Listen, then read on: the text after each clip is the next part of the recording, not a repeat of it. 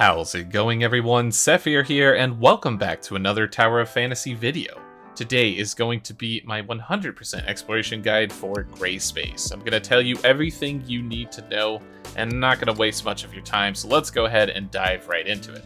The Grayspace is not that hard, it's actually quite simple. There are a few rules that you need to remember for the Grayspace. First off, the way it works is there are 6 fissures on the map that appear every single day at the reset hour, so you can check those out by looking around and seeing the green locations on the map. Once you have identified those, know that when you enter a Grayspace fissure, you have 8 minutes to collect as much stuff as possible before you are kicked out of the realm. You will also be kicked out of the realm if you die or if you teleport or unstuck in any way, shape, or form. And I will put a warning out, if you jump into a quicksand pit down in the south region, there's actually no way to get out of it, and there is treasure down there, so make sure you save it for one of the last things you do, because you'll be forced to unstuck or just sit there until time wastes out. So with that out of the way, I will put a final warning on, lowering graphics did help a lot in the Grayspace. I have a very good machine with a 3090 card and a bunch of other stuff, and I was getting memory leaks and all kinds of weird stuff, so go ahead and enable this DLSS, turn that off. And in addition to that, going with like a balanced mix, like medium graphics is probably the way to go. It just seemed to help, as the Grayspace has this weird like coloration and tons of enemies around, and it just seems to not work the best in there. So with that covered, let's talk about the loot inside of the Grayspace. There are a lot of loot types in the Grayspace, but it's mainly broken down into 3 categories. There is a space rift, or a portal, that has boss enemies or special monsters around it. If you kill those, you will be able to touch the portal and claim it for generally a gold nucleus and some dust, but some of the portals can vary in size and the strength of the enemy, so sometimes you can get a red nucleus and a lot of gold dust, or different variations of that.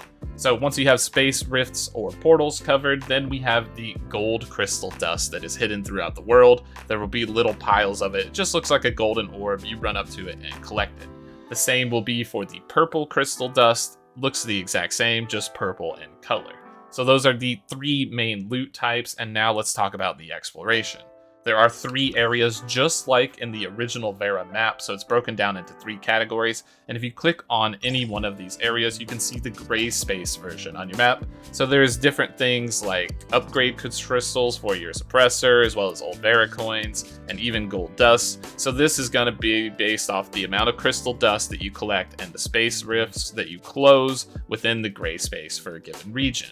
So that's going to be how the exploration works, and I will say that there is one particular quest that you can pick up in Mirroria City. So that's going to be this one called the Visitors from the Outside, and that is located in Mirroria City, so you can go ahead and head over here. And if you go to the Mirroria Archives, this is going to be where the quest is going to start for that, and it's going to have you go into the Grayspace multiple times. There probably is a prerequisite that you need to do within the Mirroria City, so make sure you've done your Mirroria City quest first, and once you get the quest to go kill a stalker on the final part in the Abyssant Grayspace, then you're going to want to head out there and continue that quest line. And it chains several times in the Grayspace, so it wants you to kill a variety of enemy types, so just make sure that you have that one when you start doing your Grayspace encounters. Next, we're going to talk about the strategy for the Grayspace. The strategy is going to be very simple. We're going to make use of the map itself and interactive maps on top of that. So my strategy is to divide and conquer here. I'm going to go for the space rifts first. I'm going to ignore all the random crystal dust nodes around. If I happen to pick it up along my way, I can, but I don't have to. So what I'm mainly focusing on is closing portals. I want to close a portal, get the gold nucleus, get the dust, and check that off my map first, because there is a smaller amount of gold portals or space rift portals on the map location first. So it's going to make it easier to check it off one by one. So once I complete this like 100% of Grayspace on these spatial rifts, I know that all I have to do left is the gold dust. And then when I enter Grayspace portals from there on out, I will start focusing on the dust pickup locations and mark those on my map as well. So if you want to mark something on your map, you just go to the right side, click on the little box, and add a map marker to your map. So this is going to be really good with reference to the interactive maps, so you can see exactly the location of all of these space portals, and instead of having to look over and check something off, you can go ahead and just mark them individually before you enter the Grayspace. So I like to mark the area around the Grayspace that I'm about to enter with space rifts that I know I want to go to. And so as soon as I enter this Grayspace portal, I can immediately just open my map in game and head to that location, collect it, and I kind of like pre-plan a route. So I go here, go south, go there, okay, I get all these. So I go in some sort of a logical circle or loop, and that seems to help me quite a lot. So that's going to be the best way to go about that. So make sure that you take advantage of this. And in addition to that, you must have 2 types of elemental weapons. There are some monsters in the Grayspace that will resist a certain element, and if you have all of one element type, you're going to have a really rough time. It's going to waste a lot of your time. And remember that time is of the essence, but since you only get 8 minutes inside of there, you're going to want to be able to defeat these monsters quickly. So I would recommend having 2 elemental types on your bar at least, so if it's resistant to one, you'll be okay with the other. And I will note that a lot of enemies in the Grayspace are weak against frost or ice. It just seems to be the general theme for Vera. So if you have something like Ruby or Frigg, these are going to be really solid carries going in there. Next, we're going to talk about relics. I have a relic set that is pretty ideal for this in mind. The first set is going to contain the Kuon and the Quantum Cloak. The reason why you want Kuon is because it gives you speed at the 3rd upgrade stage, and the Quantum Cloak is pretty much invaluable in the Grayspace because there are enemies literally everywhere. So you're not going to be able to mount up. You're not going to be able to Claudia dash tech successfully because you're going to be surrounded by 20 million monsters. And using the Quantum Cloak is a great way to disengage. After that, I would recommend having the jetpack and the cybernetic arm for exploration and reaching high places and nodes that you need to get to. And then finally, a 3rd set containing combat relics like the hologram projector or the space-time rift. This is going to go a long way in killing the big clusters and groups of enemies, so I would make sure you have a diverse roster of relics here at your disposal. Once you have the relics covered, let's talk about boss monsters. There are a few boss monsters in the Grayspace. The major bosses are going to be the Abyssant Devourer, the Puppet Singer, and the Abyssant Weaver.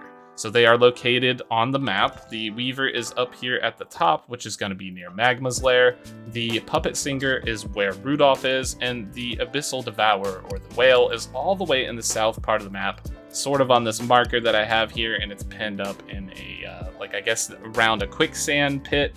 So you can go ahead and check that one out. All of these bosses are very difficult. I will say you're going to need a strategy for each one of them. So I recommend to just save them for later because they're definitely a challenge. So let's focus on collecting everything first, and then we'll talk about the specific strategies for each boss in a separate guide in another video.